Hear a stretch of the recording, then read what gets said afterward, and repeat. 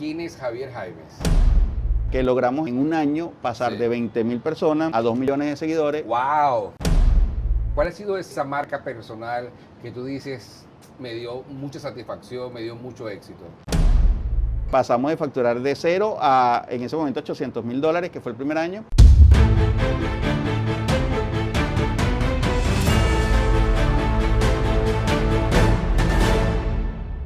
Bueno, yo estoy feliz y contento de estar aquí, además con esta locación hermosa desde el Hotel Índigo acá en la ciudad de Miami, con un gran amigo, Javier Jaimes, quien es experto en marca personal y en marketing digital. Javi.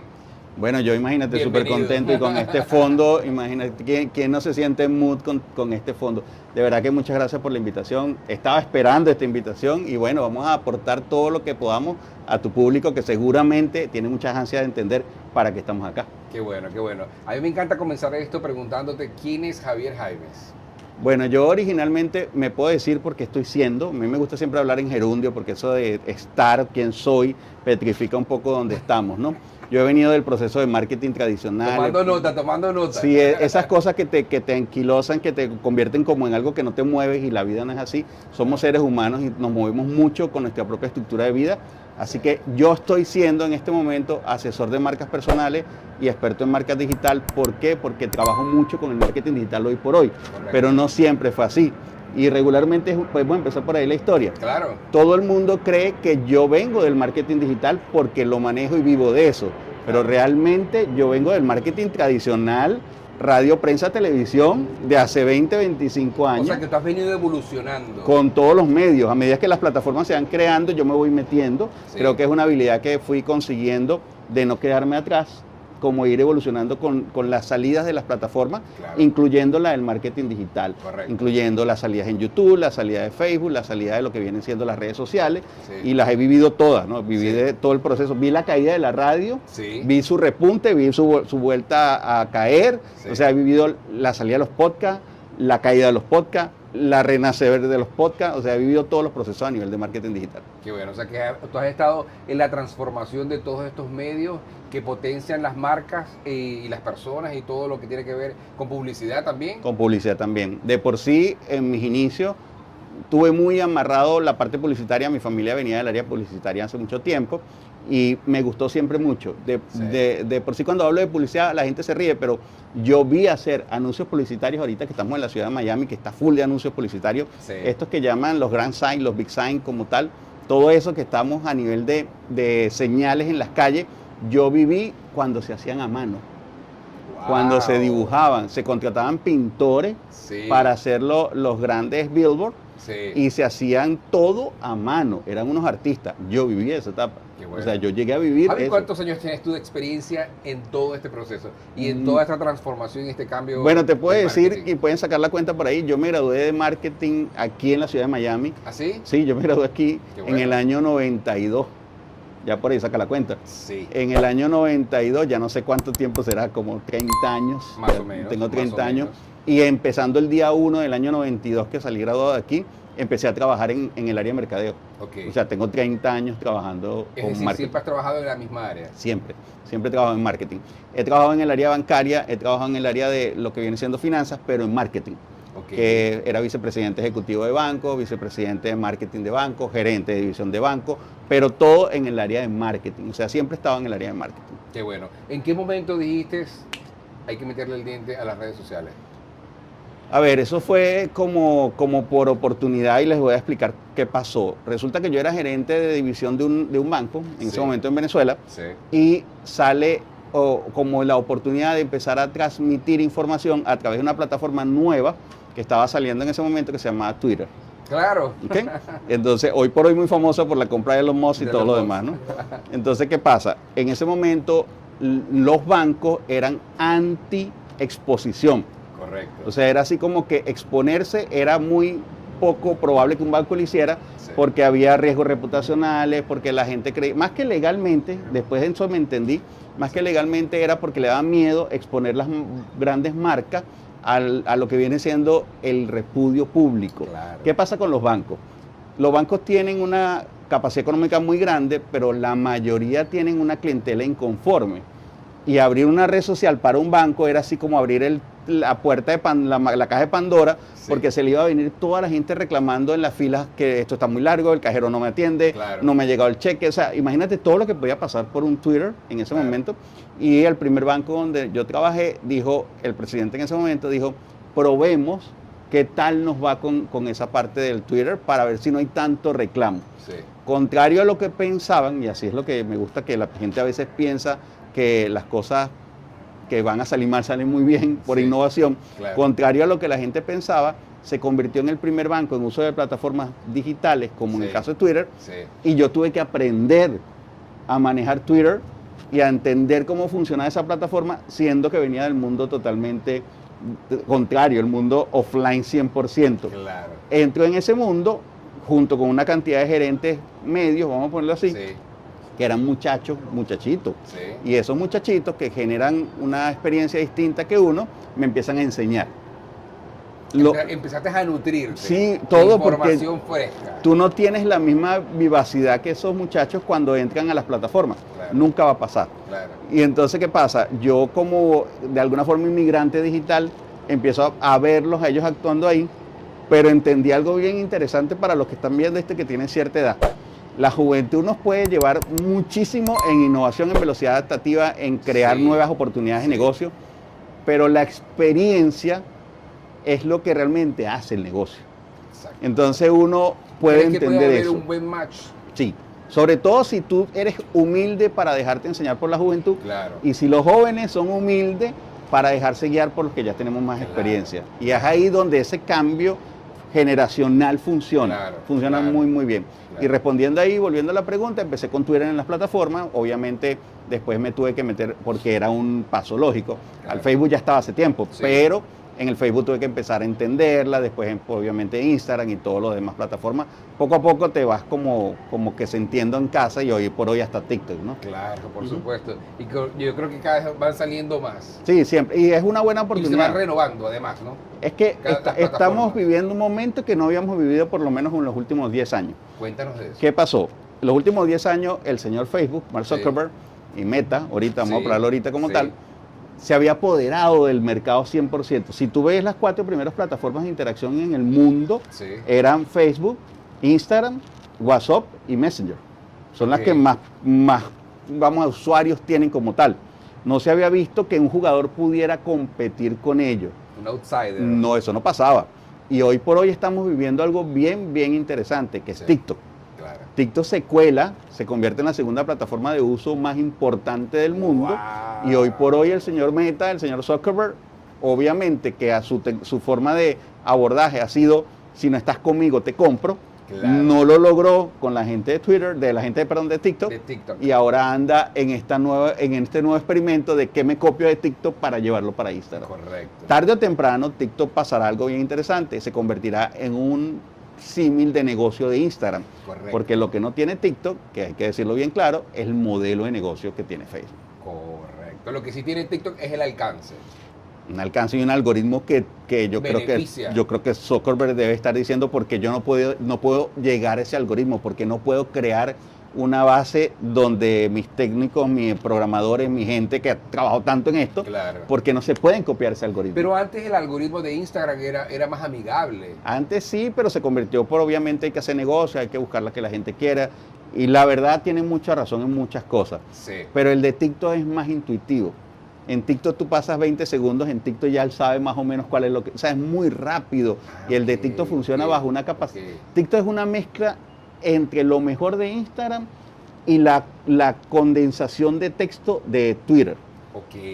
O sea, al tener tan Ok. poquitos Agarre todos caracteres... esos tips. Es que con TikTok pasa algo bien interesante. Entender cómo escribir persuasivamente en 150 caracteres y crear videos persuasivos tan fuertes como lo que pasaba en Instagram, Sí. esa mezcla es muy poderosa. Pero lo que mejor tiene es el algoritmo. Te conoce muy, muy rápido. Qué bueno, qué bueno. Todos estos tips del gran estratega Javier Jaimes. Ahora, Javier, ¿cuál ha sido ese proyecto o esa marca personal que tú dices me dio mucha satisfacción, me dio mucho éxito? Bueno, ha habido muchas para no sentirse un poco relegada la persona, incluyendo. Pero la verdad, todas tienen un buen sabor, algunos agridulces, porque también pasa que no todo el mundo lo logra, ¿no?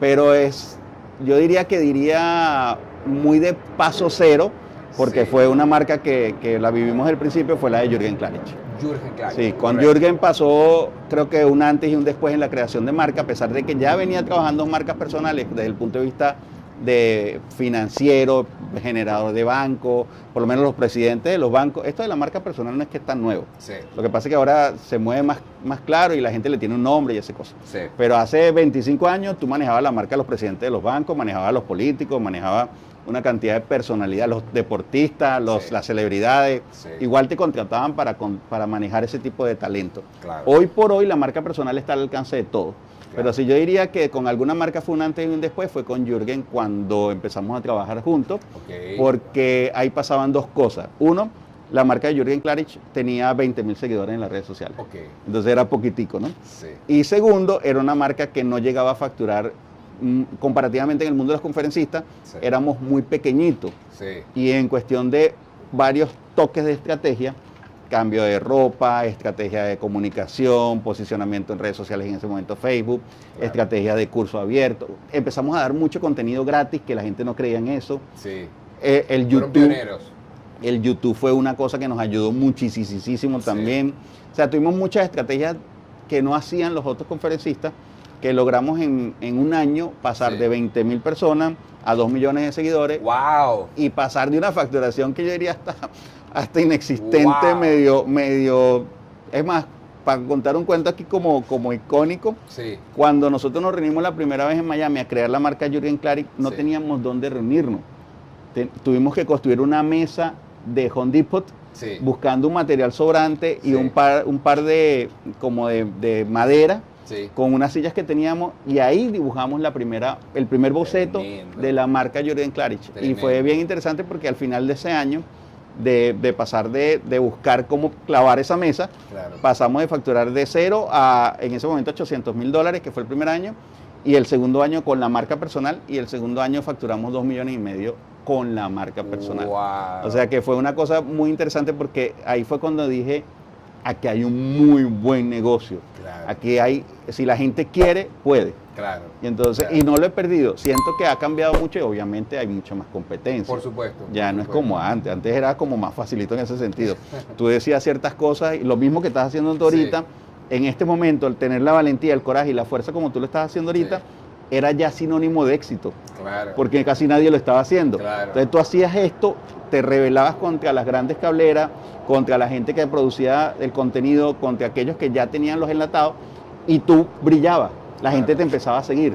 Hoy por hoy ya no es así. Hoy por hoy tú y mucha gente agarró coraje, porque las marcas personales dieron un paso hacia adelante en la democratización de las redes sociales. Correcto, en la democratización del contenido. Sí, como tal. Ahora Javier, ¿cuáles son esos tips que pudieron llevar una marca? No hablemos de Jürgen, porque ya es un monstruo, pero hablemos de personas como más normales, más que están comenzando.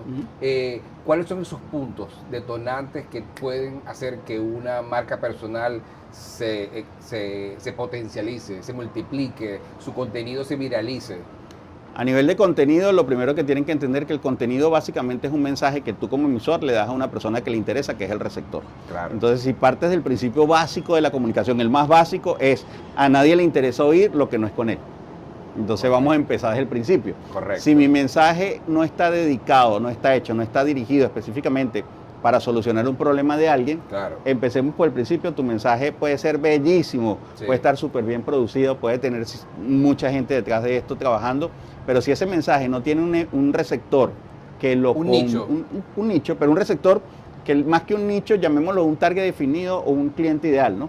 Porque el nicho es donde ellos todos se agrupan, y ese nicho está en una industria o en un mercado, y ese mercado está en una categoría, entonces pudiéramos seguir subiendo. Al final tienes que entender quién es esa única persona, porque a veces yo creo que en el marketing tenemos o pecamos de ponerle nombres estratégicos a todo lo que mandamos para allá, ¿no? Entonces le llamamos nicho, le llamamos target, le mandamos cliente ideal, le mandamos... ¿Cómo le llamarías tú? Al final son personas que están contigo y que quieren oírte, y son personas como tú, pero que no han dado el paso para estar aquí, pero sí quisieran estar aquí. Entonces al final tú eres un símbolo para ellos en el mensaje. Ahora, ¿qué es lo que tienes que dar como primer paso? Crear a quién le voy a hablar Ok. y qué le voy a decir. ¿Y cómo se lo voy a decir? Esos serían ya los otros pasos que son Ok. los mínimos. Las personas tienen, imagínate que cuando tú vas a convencer a alguien, Sí. las personas te eligen por ciertas situaciones. O sea, el cerebro de las personas cuando va a elegir cualquier cosa, incluyendo a otra persona, Sí. tiene unos mínimos racionales, emocionales, cognitivos para poder elegirte. Ok. Entonces, cuando yo elijo una persona es porque cumple los mínimos que yo quiero que esa persona tenga. Ejemplo, habla bien, se viste Ok. bonito, dice cosas que son interesantes, me parece que es una persona fiable, Sí. es de mi cultura, tiene palabras afines. Y entonces hay ciertos mínimos racionales que hace que las personas conecten contigo. Ok. Pero después hay unos mínimos instintivos, Ok. que eso no los controlas tanto tú. Los mínimos instintivos son las personas que detrás de esa cámara te ven y a través de los mínimos racionales sienten que tú eres alguien especial para ellos. Ok. Y eso tiene que ver ya con la parte menos consciente tuya. Ejemplo, Ok. el volumen de la voz, el tono, la modulación, tu corporalidad, la forma que te expresas, Sí. la forma en que te diriges hacia las otras personas. Sí. Todo ese lenguaje no verbal y todo ese Sí. lenguaje que no estamos en el momento compartiendo de manera consciente, lo reciben las personas. Y lo reciben de una manera inconsciente también. Ok. Y entonces pasa algo que no sé si te pasa, ¿no? Que has oído, que es alguna persona que tú ves a alguien y dice, yo no sé qué tiene ella, yo no sé qué tiene él, pero me cae mal. Ah, O sea, me cae mal. O me cae bien. O me cae bien. Pero algo regularmente el del mal es más interesante. Es que se la da muy creído. Es que tiene algo subidito. Es que realmente su humor no me pega. Es que no es conmigo. Es que realmente yo creo que esa persona es pura pantalla. sí. Esos son juicios de valores creados en mínimos instintivos. Ok. Porque realmente no te conoce. Ok. A la Correcto. final es una percepción que Es estás una creando de ti. percepción, correcto. Acuérdense que la marca personal no es nada real. La marca personal es lo que la gente cree que eres tú. Por eso es que la marca personal es lo menos personal que tenemos. O sea, la marca personal es algo que yo le doy al público para que la gente y la audiencia tenga una percepción y un juicio de valor de mí. Es decir, que tú consideras que la marca personal es simplemente una fachada. No es tanto una fachada, la marca personal es poner en unas plataformas como esta Sí. lo que tú crees que eres tú. Ok. Y básicamente la otra persona crea una interpretación de ese mensaje según el recipiente que tiene esa persona. Correcto. Lo que correcto, pasa es que hay una cosa que se llaman los valores culturales. Correcto. Hay juicios de valores individuales que esa persona genera de ti, pero hay unos que son colectivos, Ok. porque la cultura nos lleva a tener más o menos los mismos juicios. Ok. Ejemplo, si tú tienes un humor y ese humor es bastante cultural de tu país, ejemplo, en el caso tuyo, mío de Venezuela, Sí. habrán ciertas culturas que lo pueden tomar como bien, me gusta, pero hay otras que no tanto. Claro. Y te voy a dar un caso. La cultura más como digamos, heterogénea, Sí. que reciben todas las demás culturas a nivel de lo que viene siendo la forma de comunicación, no somos los venezolanos, no son los colombianos, no son los argentinos, no son los chilenos, no son los paraguayos. Los que son los mexicanos. Ok. Y eso tiene una razón cultural por la cual los mexicanos los ama todo el mundo. A ver. Ellos hace mucho tiempo generaron series latinoamericanas, generaron doblajes latinoamericanos, generaron una forma de posicionamiento del lenguaje Ok. que hoy por hoy está inclusive más fuerte que cuando lo veíamos hace 50 años. Sí. Hoy por hoy los mexicanos es lo que hasta le llaman lenguaje neutro, hasta lo llaman neutro. O sea, imagínate hasta dónde ha llegado eso, que hablar mexicano es hablar neutro. Claro. Eso se creó un concepto cultural y el mexicano, para el mexicano hay un valor importante, Sí. tiene una ventaja competitiva, Sí. que un mexicano cae bien. De O sea, una vez. de una vez. O sea, habla mexicano y cae bien. El venezolano es un tono raro. O sea, hay partes donde realmente caemos bien, hay partes donde no caemos tan bien. Entonces, al venezolano siempre pasan dos cosas cuando del otro lado cultural nos reciben nuestros mensajes. Ok. La mayoría de las otras culturas, estoy hablando de Canadá hasta la Patagonia, Hasta la Patagonia. y si no vamos para España o las zonas que hablan en español como En tal, español. van a entenderlo de manera distinta. El venezolano tiene dos momentos importantes en la comunicación: cuando expresa el lenguaje y cuando lo interpreta la otra persona. ¿Cómo es eso? O sea, cuando yo digo algo, la otra persona tiene que tener un juicio, lo que dice es interesante o no, para ver si yo soy de valor o no para esa persona. Ok. Un mexicano posiblemente tenga menos contenido, con todo el respeto, pero inmediatamente cae muy bien, porque el tono de voz lo ayuda, porque es inconsciente. Ya ahí estamos hablando de valores inconscientes. Chilenos, ecuatorianos, argentinos, los argentinos por lo menos también tienden a caer muy bien. Es otra etapa importante, sí, porque hay mucho doblaje argentino. Claro. Y ahí, bueno, nos pudiéramos pegar de todos los valores culturales. Creo que una de las cosas también importantes que tienen que tener en cuenta, que las marcas personales se mueven por la vista. Okay. Nos guste o no nos guste. La primera impresión es visual, el primer juicio de valor es visual, y eso no tiene que ver si soy superficial o no. La gente nos juzga por la carátula. Después dirás si puedes tener, claro, si de verdad tienes algo de valor. Pero tú dices tantas cosas y en mi mente yo estoy como analizando, cada vez que dices algo, yo estoy analizando cuentas. Por ejemplo, cuando tú dices, es que la marca personal es algo que se crea para dar una información y que probablemente no es tan real. Pero a veces también he escuchado que mientras más real eres, más orgánico. Es que eso no existe, eso es un término de marketing que también se inventaron. Okay. O sea, la gente de producción inventó que la gente que conecta son los que llaman auténticos. Okay. Y entonces, ¿qué pasó? Deformaron el término, porque es bien sencillo. Tú no eres lo mismo en tu casa con tu familia, con tu pareja, con tus amigos, cuando vas a una fiesta formal, claro, cuando vas al cumpleaños de tu hija. Tu propia personalidad se mimetiza con el ambiente y el lugar donde tú te mueves. Y eso no quiere decir que tú no eres auténtico con tu mamá, ni eres auténtico con tus amigos, ni eres auténtico con tu pareja, sino que ningún ser humano tiene una línea de comportamiento exactamente igual en todos lados. Correcto. Entonces, cuando te dicen, sé auténtico. Y ahora llevarlo además a redes sociales. No, eso es peor todavía. Esa es otra, cuando te dicen, pero es que, contexto. oye esto, te dicen, sé auténtico, sé tú mismo. ¿En qué momento de mi autenticidad quieres que me exprese? En el momento que voy a casa de mi mamá a hablar con mi mamá, en el momento que estoy con mis hermanos, en el momento que estoy con mi pareja, en el momento que estoy en una reunión de trabajo. Sí. ¿En qué momento de mi autenticidad quieres que yo te hable? Porque entonces ahí es donde empieza el problema. Claro. Entonces dicen, no, que eres muy acartonado. Depende. Depende también de mi audiencia. Claro. Y aparte de eso, yo tengo un objetivo. Todo en la vida tiene un objetivo. Correcto. Todo. Si tú estás haciendo esto sin intencionalidad, no tiene sentido. Correcto. Todo tiene que tener un porqué. Un porqué. Y ese porqué va más allá. El dorado de Simon Sinek. Igual, tal cual. Y acuérdate que la gente valora, y como dice Simon Sinek, ahorita tomando las palabras, sí, Simon Sinek tiene una frase que me encanta que dice, la gente no comprará nunca tus opiniones, no comprará nunca tus valores, comprará tu porqué. Tu razón. Y él lo llama why, ¿no? Pero en el caso de la traducción literal, que el americano, y volviendo a las partes culturales, sí, tiene una ventaja competitiva en eso que dice Simon Sinek. ¿Por qué? Para los americanos, why, ese para qué y ese por qué es la misma palabra. Sí. Es exactamente igual. Para los latinos, para qué y por qué son cosas distintas. Correcto. El para qué y el por qué son cosas muy distintas.